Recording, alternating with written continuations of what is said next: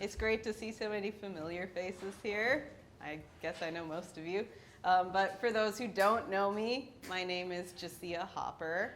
I am a painter. I tinker a lot with a bunch of other media. And I also teach middle school art in Dilworth, Minnesota at DGF Middle School. I'm on the board of directors for Fargo-Moorhead Visual Artists, which is sponsoring this talk. And in this talk, I'm going to discuss the development of my 6-year-long series of work called Dinorama and its various themes, and then where I'm headed with this new work. So I think it's important to show a little bit of the work that I was doing before I got into doing the Dinorama series. So during my first stint in undergraduate school, I had two.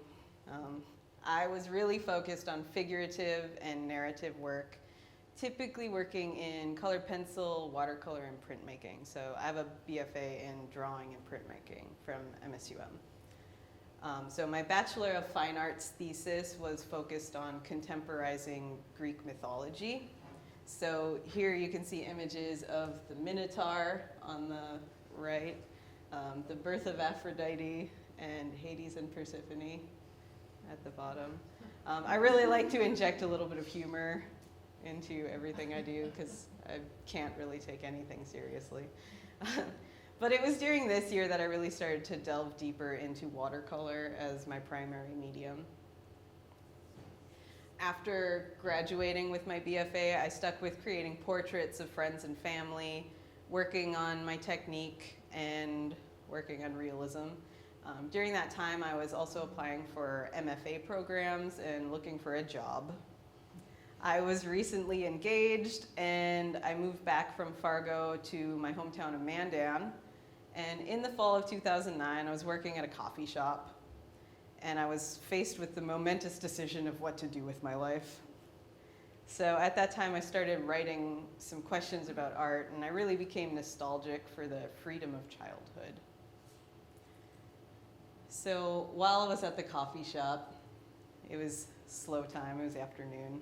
On the pages of an order pad, I started writing what came to be a sort of manifesto for my current work. So I pondered the questions: when do we lose the ability to imagine, to create a whole new world out of simple objects, create an environment with no obligations, no rules, worlds of monsters and aliens and dinosaurs and rock bands, when something as simple as a cardboard box could open up so many possibilities? Endless summer days spent creating, crawling, climbing. Tinfoil becomes monsters and brainwave blockers. Sheets of styrofoam turn into pinball machines. Boxes are cities and spaceships lavishly decorated with crayons. Intellectualism has its limits. I miss playing. What once was play has now become work. Even art grows up. It becomes not about spontaneous creation, but about deadlines and shows and money. You have to work to make money to make art, or you have to sell art to make money. It never seems like just making art for happiness. I thought to myself, maybe I've been reading too much Kelvin and Hobbes, but the idea of becoming an adult in an age of instability and uncertainty is kind of scary. So at my parents' house, I found some old photos of me as a toddler on Halloween, and I was dressed as a skunk, as a ghost, a dragon. Halloween was always one of my favorite holidays. I feel like the ability to hide behind a mask or transform oneself through costumes and makeup has always transfixed me. I thought about how happy and free I looked in those photos when all I had to worry about was getting a stomach ache from eating too much candy. Instead of, now paying taxes and finding a real job.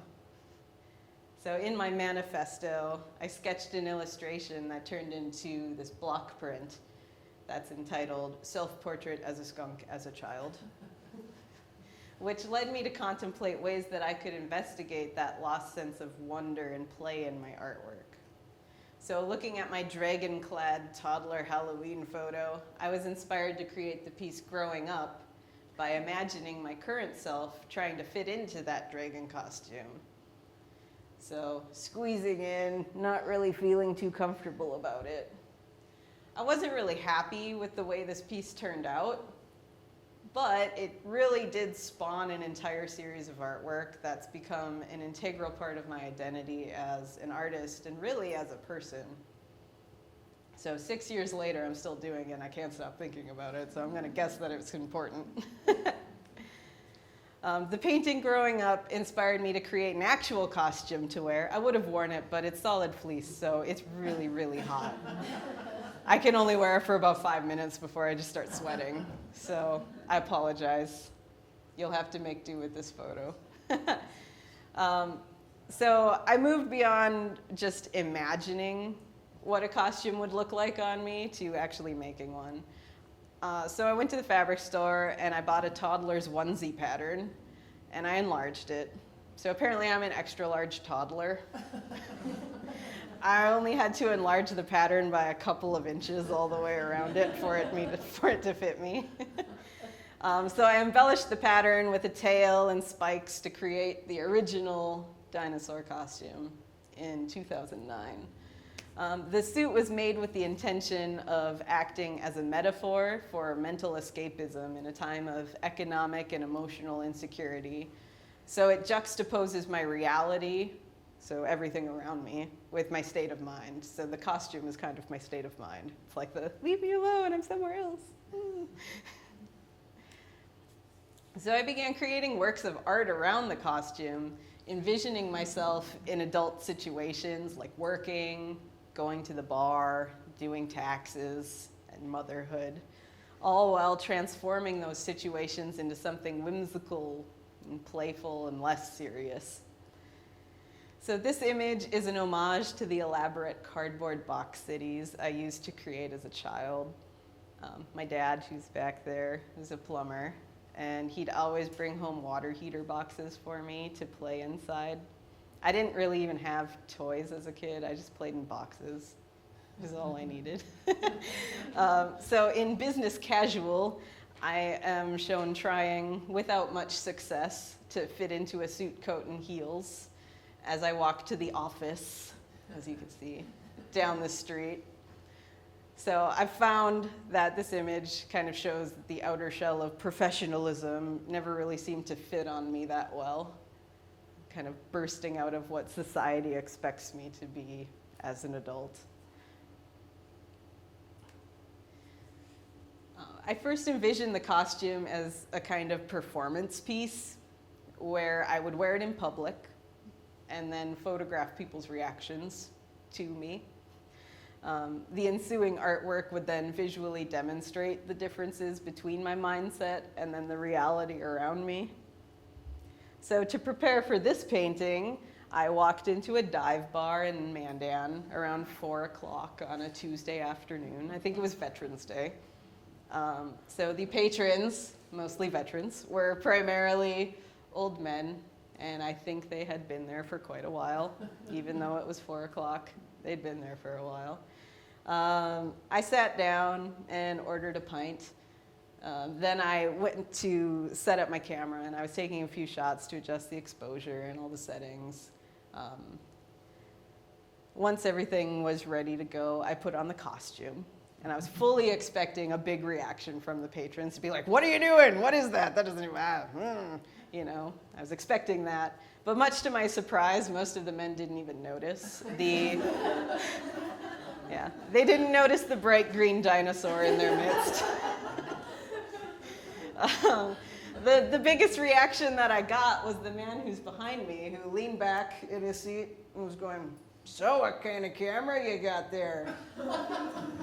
And I say, "Oh, it's a Nikon." And he's like, "Yeah, I had one of those back in Korea. I took photos back in Korea, but we had film then, not one of those newfangled contraptions." So that was all I got, nothing about the dinosaur costume. I was so surprised about that. This is just kind of a memory of that day. Actually, what's really great is the man who's right in between my face and the beer glass. I saw him a few years ago And he was at my mom's store, and I recognized him because he still had the big beard, and he had the same hat, same jacket. And I saw him, and I said, "I don't know your name, but I put you in a painting." And he gave me the weirdest look, and he was like, "When did you do this?" And I was like, "It was a few years ago. You may have remembered. You were in a bar, and I was wearing a dinosaur costume." And he was like, and he was like, "No, it was green. It was really bright. I was right next to you." He was like, "I don't really remember that so much." So, yeah, I don't know. I was very excited to find one of the people in my photos and tell them. So I showed him the painting. He still didn't remember, but I tried. It was a good day, though. I just sold this piece yesterday, so I'm pretty excited about it.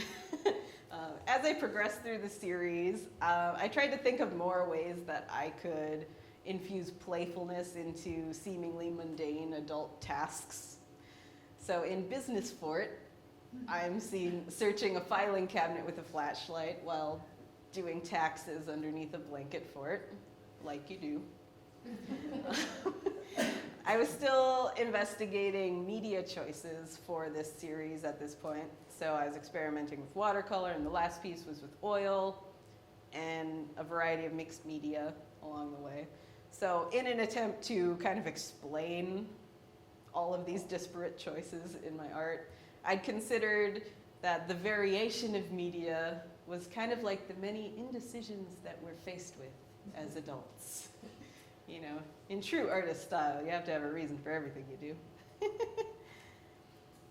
My last piece in the series of adult situations is Dino Tokos, which is based on my experiences as a newly married woman, constantly being asked why I don't have children and when I'm going to have children. So there's my dad saying the same thing, waiting. So my students always ask me that question. They're like, "Mrs. Hopper, do you have kids?" I say, no, I don't. They're like, "Are you gonna have kids?" I was like, "I don't know. But I do have 130 kids, and then I can go home afterwards, and it's quiet, and I can sleep all night. And it's great. Someone else takes care of them." So Dino Tokos is actually an art history joke.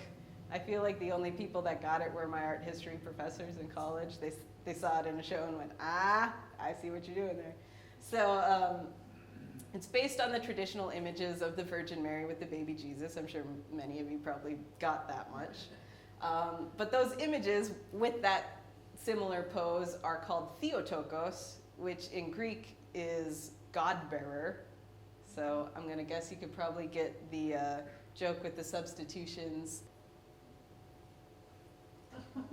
For a year or so while I was back in school for my art education degree, so degree number 2, my work production slowed a little bit as I was really focused on teaching at the time. But I focused also on a series of portraits that kind of led me away from my dinosaur costume. But I could never really stop thinking about it. And I would imagine myself constantly in barren wastelands and absurd situations. So it was never really leaving my brain. It was something always in the back of my mind. And the depth of the project kept growing deeper despite my brief hiatus from working on legitimate artworks.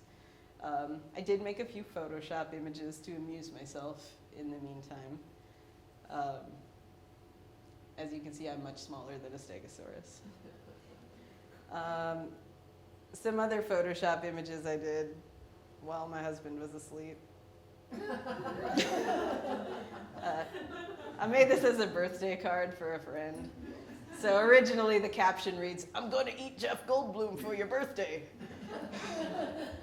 Yeah. I'll consider this a legitimate artwork. That's why I put it in this piece. Yeah, I just remember being alone in my apartment, just laughing hysterically the whole time. It's so good. Okay. So as you can tell, Jurassic Park was a large influence on my life as a person. Okay. So once I started teaching, I found that being surrounded by children who are growing into adolescence, who are all too frequently losing their childlike sense of wonder and playfulness, being around them inspired me to return to the costume. So my paintings began to investigate themes of aging and death through the guise of more or less tongue-in-cheek extinction metaphors, which is something that I've been working on for the last 3 years. So Tar Pit places me in an apocalyptic wasteland, complete with camper. I felt like it was a little too Breaking Bad, but I was not thinking about that at the time. But it's playing on the idea of extinction through poor health. Obviously not trapped in a literal tar pit, but a playful rendition, drowning in tar from the inside while smoking a cigar and sitting in a kiddie pool full of an unknown bubbling substance. We could guess what it is. It could be anything. I'd considered actually dyeing the water when I did the photographs, but then I was afraid I'd ruin the suit. It was really scary. Getting that wet, it was the first time my suit got wet. It was scary. But usually when I work, I actually really like to kind of work with composite images to bring everything together. So I take a reference photo of myself doing something and then either go out and take landscape photos or take photos of different objects. So like the camper was actually happened to be in the background of the picture of me sitting in the kiddie pool, and I thought it fitting to stay there. But then I also like look around at geography and different places and also create like imaginary landscapes as well. And I tend to kind of create composite images of 5 or 6 different photographs or drawings to create my references as I move on to the final piece. So that's kind of like a reference of how I get started with my work. Fossil fuel actually solidified my extensive and nearly exclusive use of watercolor in this series. So Tar Pit was completely watercolor as well, but this was the first one where it was really focused on creating depth and value with the watercolors without the addition of color pencil or anything else to work with it to kind of assist it. But it also brought me to think about the landscape by which I'm surrounded. So obviously living in North Dakota, we hear a lot about fossil fuels. So noting the obvious connection between oil, coal, and dinosaurs, it seemed fitting that I explored the parallels between the ancient extinctions and the fragility of the human species with its death grip on non-renewable resources. So this is kind of my joke at the start, in that eventually I'm going to become oil, slowly becoming a part of the fossil record as I move down there. So my work became more seriously playful this year as I became interested in the increasing coverage of western and central North Dakota for its abundant fossil fuels. I found a way that my narratives could tell a larger story of destruction. To the Victor, Go the Spoils is based on the strip mining practices that take place north of my hometown. So when a mine is cleared of all its valuable material, the mining company usually just moves on to the next spot, leaving it up to nature to heal that scarred earth. So I was actually really looking at Beulah, North Dakota has something called spoils, and the grassy remnants of strip mines are spoils, and that's something that you see really frequently when you're driving through central and western North Dakota. So I have a friend who lives in Beulah, and I'm driving through there. It's really kind of like saddening to see that sort of like just gouges left over. So turning coal excavation into a child's sort of sandbox game allows me to call attention to the unchecked plundering of natural resources and the desecration of the landscape around me, as if kind of like sand, you could just push it back into place to the way it was. But that's not really something we can easily do anymore. So maybe they're just playing like it's like that, pretending. So the explosion in the background of this image may look familiar to most of you. It's depicting the result of the derailment of a train carrying Bakken crude oil that took place in Castleton, North Dakota a few years ago. I vividly recall seeing the enormous plume of black smoke from my apartment window, and I was wondering if the next time that explosion would be a little closer to home. So every time I feel my bed wiggle at night, when a train passes by, or if I'm stopped between NP and First for an oil car, I can only think about the destruction that could take place if there were to be this sort of derailment in Fargo. So in the foreground, I'm shown crashing toy trains together, a place that mimicking the more recent derailment of Bakken oil cars in West Virginia. So I actually took the image of the oil cars from news photos of that derailment and then turned them into toys as I worked with it. And I made some careful graffiti here. So it says crude and back attack and RIP Cass and boom. All right, so trying to subtly put those messages in there. But I feel like my facetiousness in my artwork has kind of become like a defense mechanism, and creating playful paintings to express such serious stories has kind of become a way for me to process difficult and complex situations. So I feel like I can never take things seriously. If I take things seriously, then I let them rule my life, and I don't want them to rule my life. I want to look at them from a kind of removed setting and still be able to joke about them, because I feel like it makes things easier to deal with that way. So I began this series of work as a way to combat the pressures of being an adult and deal with the inevitable course of life and death. I use the frequently destructive and apocalyptic settings as a way to mimic the clouds of vitriol and fear that we're kind of barraged with every day in the media and in contemporary discourse. Meanwhile, I, clad in my adult-sized toddler's dinosaur costume, I'm patiently riding out the storm. I'm more concerned with the rigors of playtime than the entropy around me. So I look up from my half-finished sandcastle, annoyed with the interruption of the apocalypse. Kind of like, meteors, come on, I'm almost finished. Why now? So I play with skulls, arranging them into pleasing compositions, rather than acknowledge the death and destruction around me in the distance. This piece is called Contemplating Mortality, or Memento Mori. Memento Mori is Latin for remember that you will die. We're trying to stay positive here. It's the traditional theme of contemplating one's mortality and the inevitability of death's triumph.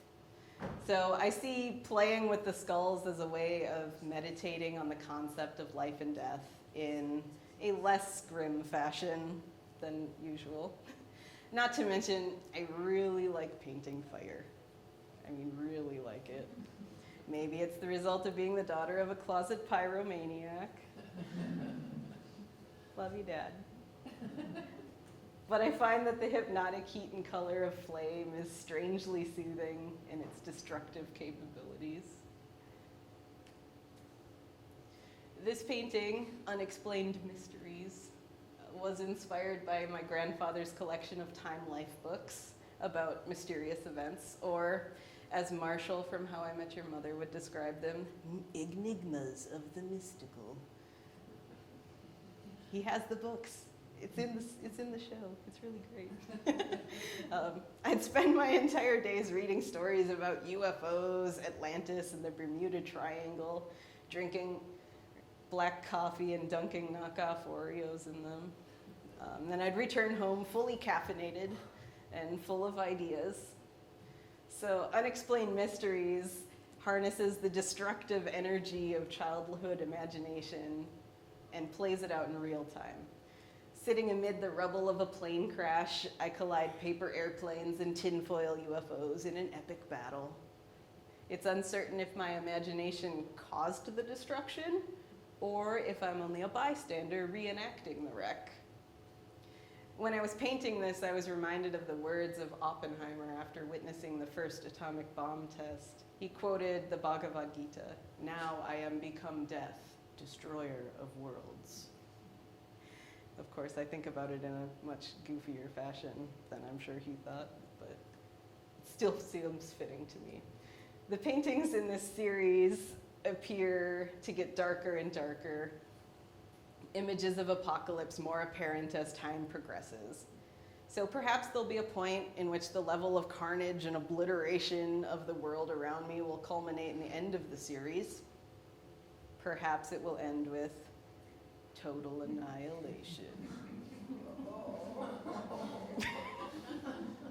I'll just leave that with you for a minute while I drink some water.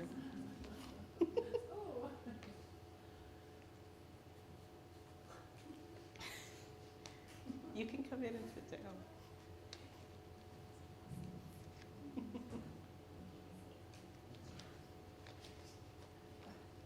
So this marks the end of the apocalypse-themed paintings in the series. There may be one or two more to bring everything to a close in the near future, but for now, I'll take you to my other escapes from reality.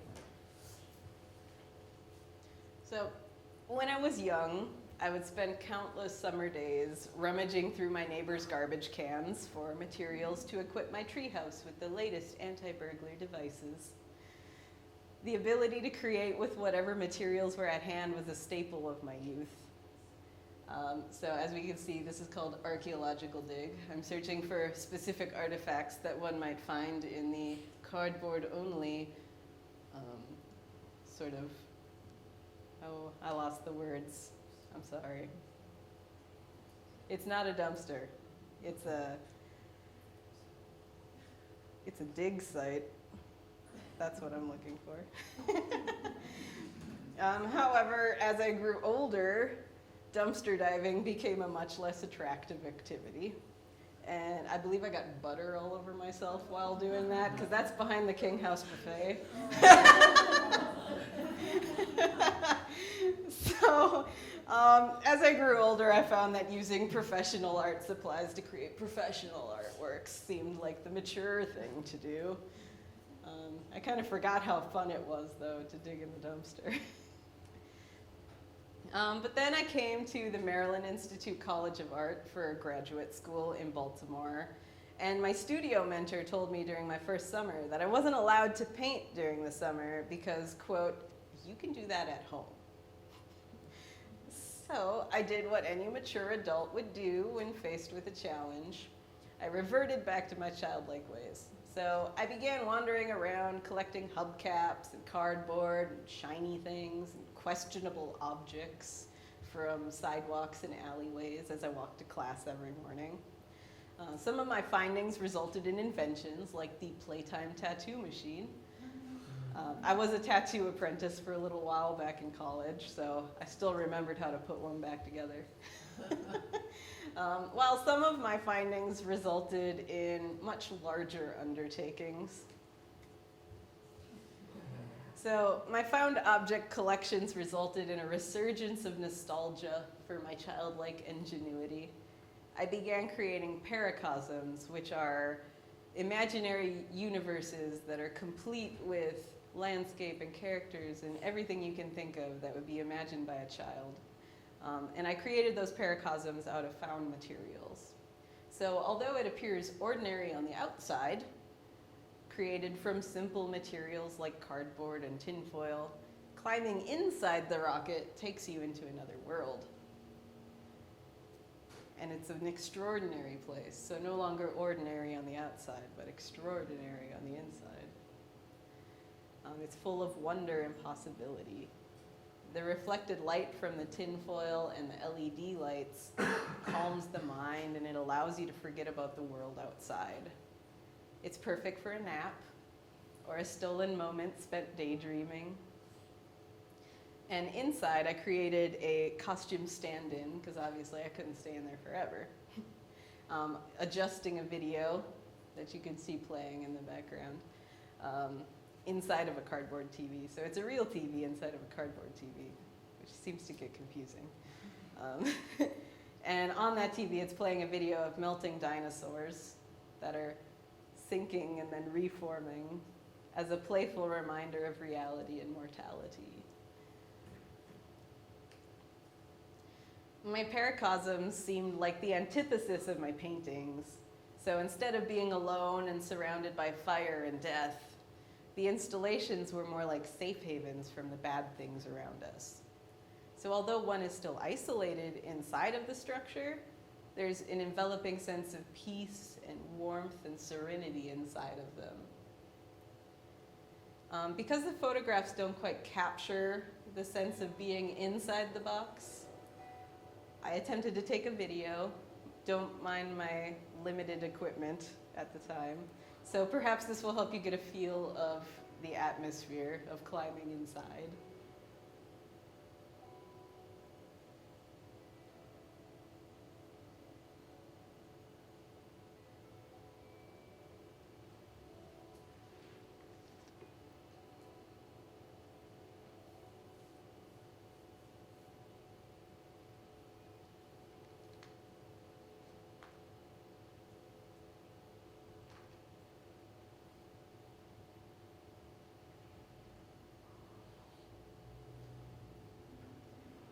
So when I created the box, I was contemplating the immensity of the universe and the many nights I would spend looking up at the sky as a child, trying to comprehend the vastness of the stars and my tiny existence among them.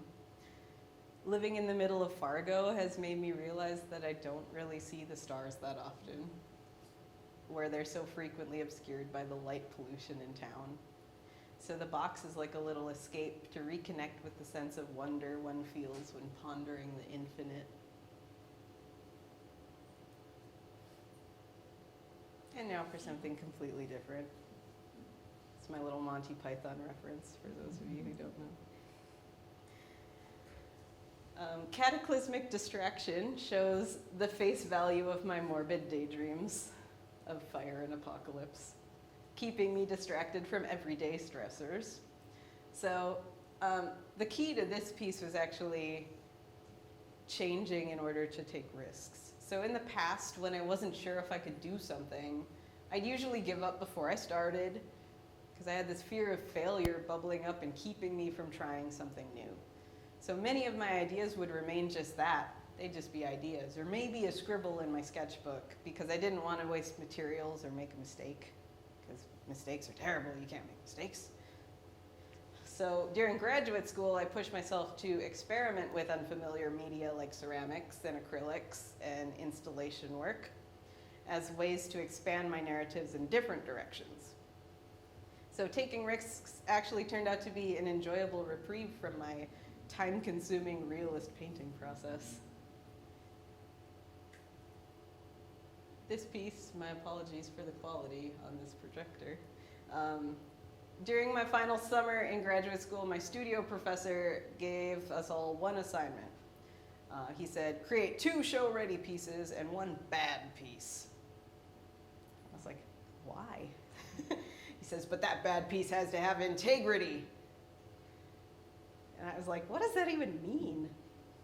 Bad art that has integrity? So my classmates and I pondered this for a while, and we just came up with nothing. We were all stumped. So he elaborated. He said, think about what makes your artwork good, and then intentionally subvert it. Do the opposite. So I thought, well, I think my work is good because of its narrative and its attention to realism and detail. So I guess if I were to subvert it, I'd remove the realism and obscure the narrative. So this is what happened. You can actually see this in the Center for Creativity at the Art Educators exhibit right now, where you'll see it much better than what you're seeing on the screen right now. So I think it's important to talk about my process with these paintings, as process is really what drove me in creating them. So I typically begin a watercolor painting with a fully formed plan, as I kind of explained earlier with those Photoshop composites. And then I start painting with just a little bit of messiness just to do the background. And then I clean it up with rigid detail. It seemed like no matter how hard I tried to be loose with my watercolors, I would subconsciously begin to tighten up my technique as I went along. So I decided that I should work with something that's not watercolor to force myself to do something different. So working with these paintings, I began starting and ending with a mess, taking advantage of the expressive qualities of the materials rather than the realistic rendering of an image. I began looking at my watercolor paintings and then extracting the color palettes and emotions from sections of the pieces.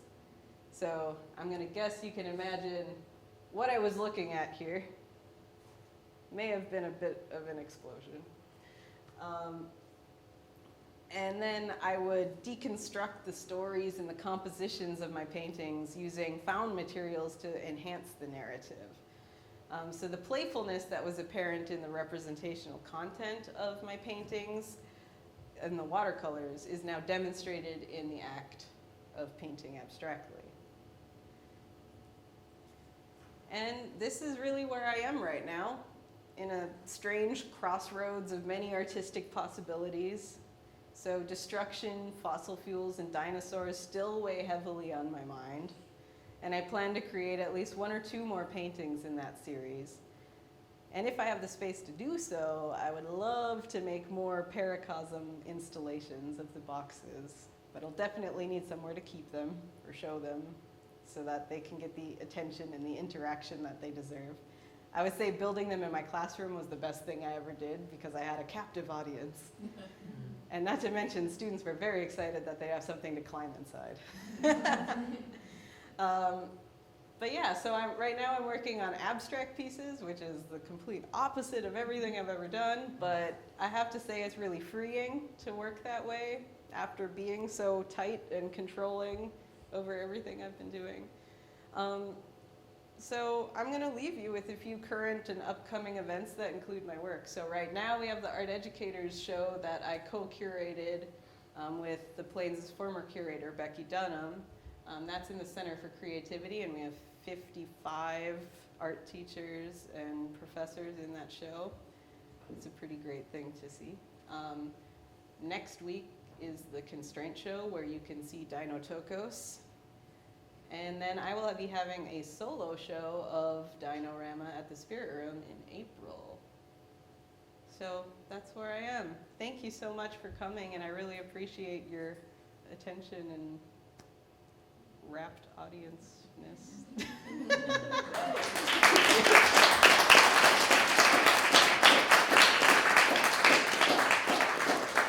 So we have 17 minutes. If anyone has questions or comments or discussion or anything you'd like to say, I'm happy to take your conversation. Yes?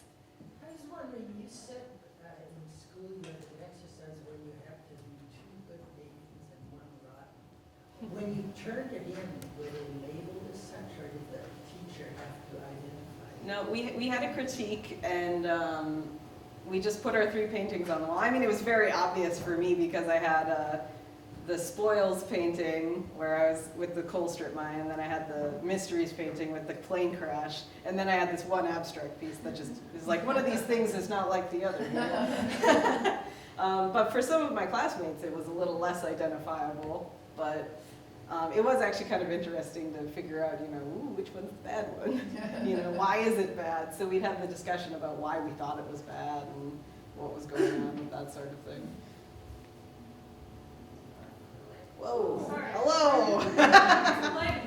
White balance, okay. Anyone else? So how large are your paintings?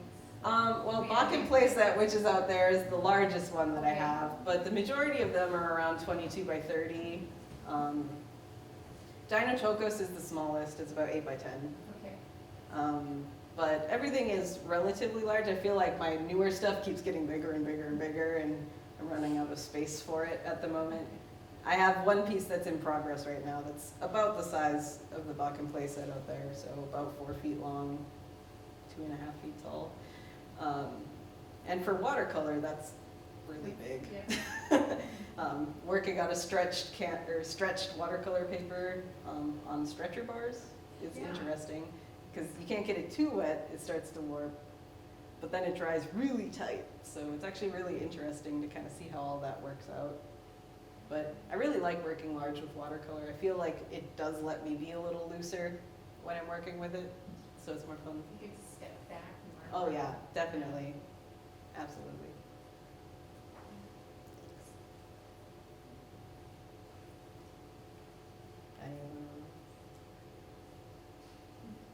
Sarah? Why aren't you in the studio crowd this year? Because I missed the deadline. Because I was in graduate school. I was in graduate school, leave me alone. I was busy. Yeah, next year. Absolutely. Now that I have a studio. It's good. All right, Is well, your studio in your house? yes, it is. Yeah, right off my living room, like right by the front door, actually. Yeah. So it's Mine is nice. all over the house. It's the dirty area and the clean area. Really dirty area. Yes, Gavin. Have you considered like a public installation of one of your your crawl-in spaces? I would like that, but I'd have to find the right space. It'd be nice to see that like happen in a park somewhere or like a playground where children could be to actually enjoy that. Yeah. Well, I felt that way when I was taking photos of the paracosm. I had it sitting outside of my house on my yard for a while. And there was a party going on down the street, so there were a ton of people outside. And it was, I don't know, December. But, last winter was weird. There was no snow. So it was nice out, and there were all these people just walking by me while I'm trying to photograph everything. Peeking in it. So I went inside, and I was just watching from the window to see if anyone would go inside. Unfortunately, no one did. I was just really hoping They for wanted it, though. to. Yeah, I think they were like, maybe it's a trap. We'll never know. Maybe it's way bigger inside. Oh, yeah, it's a TARDIS box.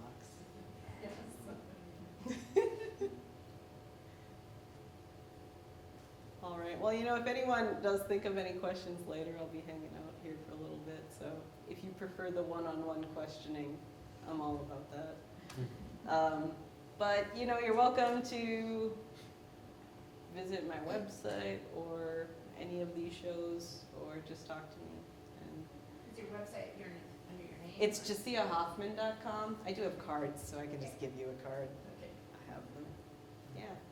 Awesome. Well, thank you so much for coming. It's wonderful to see you all. Great. Thank you. Wonderful presentation. Thank you.